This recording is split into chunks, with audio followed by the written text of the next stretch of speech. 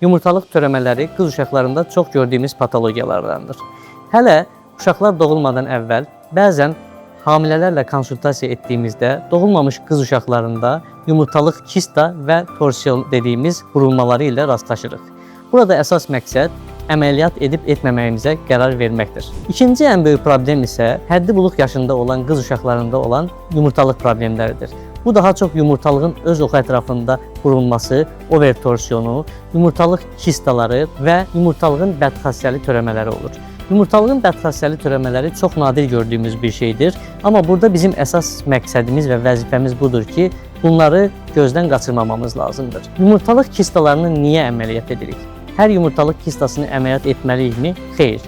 Bəzən yumurtalıq kistası yumurtalığı döndürmə riski olduğu üçün, bəzən çox böyüyüb qarın ağrısına səbəb verdiyi üçün, bəzən isə bədxassəli şübhəsi olduğu üçün əməliyyat edirik.